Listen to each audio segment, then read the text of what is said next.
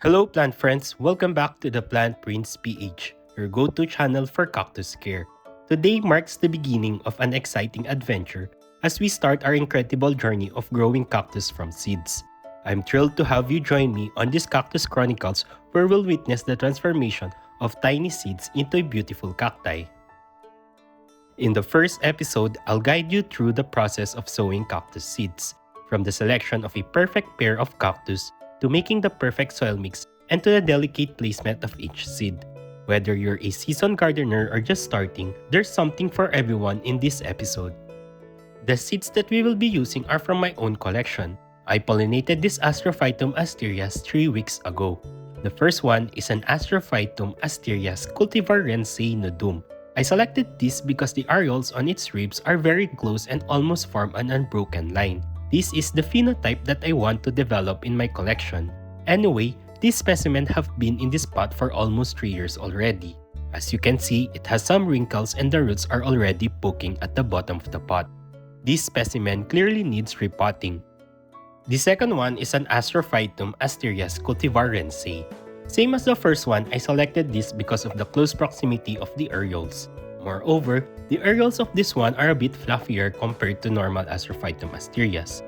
The typical Astrophytum have areoles around 0.3 cm. This one have areoles with more than 0.8 cm in diameter. This is another phenotype that I want to see in their seedlings. A little backstory about this cactus. I purchased this Astrophytum asterias in July 2019. A leftover and an overlooked option in a cactus sale post from a seller. This is how it looked like 4 years ago. See how it has transformed. You will never predict what the future holds when acquiring a small Astrophytum specimen. Sometimes you get lucky and they will grow into something you don't expect. I will harvest these seed pods and clean them. I already made a guide on how I pollinate, collect, and clean seeds. If you want to learn more about it, I'll link the video in the description below. Anyway, I am hoping that I could produce an Astrophytum asterias nudum with even closer space and fluffier areoles from crossing these two specimens. This might take years, but this is the start of making my own hybrids and setting goals in my garden. Now that we have harvested and cleaned the seeds, it's time for us to sow them. Just a disclaimer, there are many techniques in germinating cactus seeds that have been proven successful. The one I'll show you is the best method for me. I've tried a couple of methods, but this one gave me the best results. The pot that I will be using is this 3-inch round pot. To increase the humidity, I will be using this microwavable plastic container. As you can see, the pot fit perfectly on the plastic container. I prefer using microwavable plastic container since you can seal them properly. You could use plastic, resealable plastics, seed domes, or anything that will keep the humidity high. Now, let's mix the potting mix that we will use. I will be mixing equal parts of perlite and peat moss. I use peat moss since it's an acidic medium and cactus love acidic potting mix. In addition, it is also sterile and doesn't contain harmful microorganisms or weed seeds that you may find in poorly processed compost or in garden soils. On the other hand, I add perlite due to its drainage capabilities and to increase the aeration in the potting mix. It is also lightweight compared to other grits, which is perfect for cactus seedlings' delicate roots. But, of course, you could use any potting mix you want or available in your area. What is important is to make sure that the potting mix that you will be using is clean and free from weed seeds. I will now be adding coconut cubes at the bottom of the pot to save some potting mix and for extra humidity in the potting mix. You could omit this part if you're using shorter pot. You could also use pumice or scoria. It is up to you. Remember that these are just seedlings. Their roots will be short only and it will be a waste of potting mix if you fill up the whole pot. The coconut cubes will also keep the humidity in the potting mix high. Cactus seedlings like high moisture, but as they grow, they require less humidity and water. After adding the coconut cubes, we'll be adding our potting mix. Every 3 to 4 months, I'll be sharing an update on the progress of our cactus seeds. It's a unique opportunity to see the growth, development, and eventual bloom of these fascinating desert plants. This will give you a glimpse of how they look in every stage of their lives. So make sure to hit that subscribe button so you don't miss a single episode and can follow along as we nurture this cacti over time. Ensure that you leave a few centimeters of space at the rim of the pot. Additionally, make sure to firmly press the potting mix to eliminate any empty spaces within the pots. These are optional, but you could add slow-release fertilizer to supply nutrients.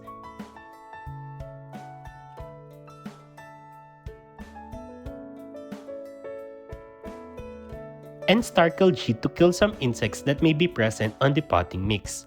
Some insects can eat the seeds before it even sprouts, especially seeds that take too long to germinate. We will cover the potting mix with a thin layer of peat moss. This will make the task easier since sometimes the perlite may interfere in the sowing of seeds. Moreover, adding a thin layer of peat moss will keep the perlite from floating. Now, let's mix some fungicide. This is important to kill the molds or fungus that may be present in the potting mix or seeds. Remember that these seeds will be in a high humidity, which is conducive for molds and fungus to thrive. You don't want your seeds to be eaten by fungus or molds. Always follow the recommended dosage and don't forget to wear some gloves and masks when dealing with pesticides. There are several brands that are available in the market and it is up to you which one you will use. I will also be adding some growth hormone or biostimulant in the solution. This will help kickstart your seeds to have healthy roots. Again, there are also several brands available in the market. Anything will suffice. Make sure to shake it thoroughly.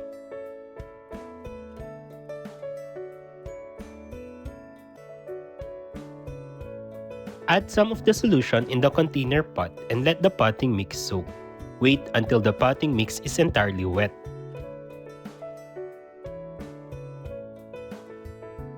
When the potting mix is soaking wet, we'll now add the seeds.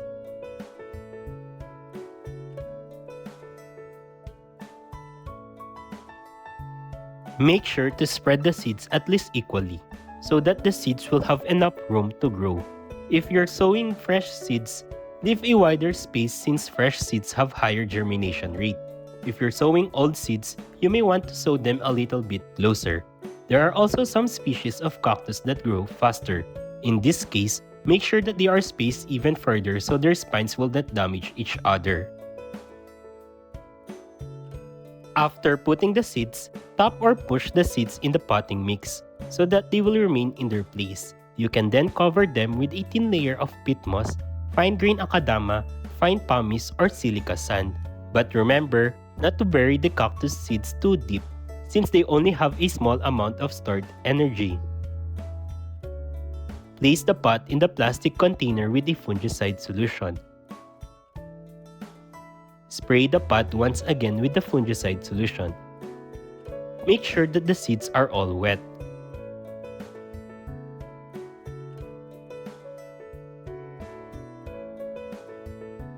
Then close the container. Make sure to label your containers if you are sowing a lot of seeds.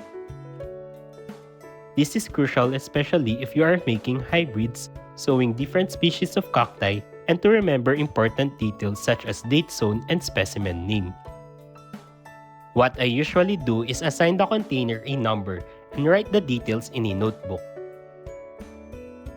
Light is necessary in order for your seeds to germinate. Place them in a bright area, but away from direct sunlight. Make sure also that the temperature is at least above 25 degrees Celsius. Regularly check your seeds. If they turn red, it means that they're getting too much sun exposure. If they start to get long or etiolate, it means that they need more sun exposure. Now, all you have to do is to wait. After 3 days, the cactus seeds will start to sprout. Of course, this will depend on the species of seeds and their freshness.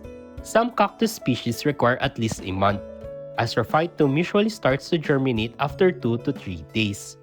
The white are the tiny roots of the cactus seedlings. As you can see, there are still a lot of seeds that haven't yet germinated. Don't worry if some seeds are not upright. They will eventually stand as they grow. You can add some silica sand or fine akadama to help keep the cactus upright if you are bothered. Before closing the container, spray some fungicide just to make sure that there were no fungal spores that entered the container. I actually recommend not to open the container up until 3 to 6 months. I just opened this one for video purposes. Here is an update after a week.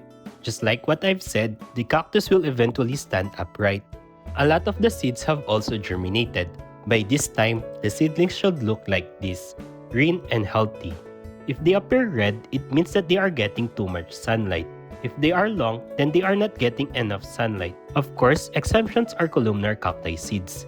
If they have orange spots at the base of their body, then it means that there are fungi in the potting mix. If the orange spots are in the top, then it is probably because you opened the container too often and the fungus spore entered. Anyway, thank you for watching. Next update will come after 3 months, which is in March. If you have questions, feel free to comment below. Don't forget to like this video and subscribe to my YouTube channel. Your support means a lot to me.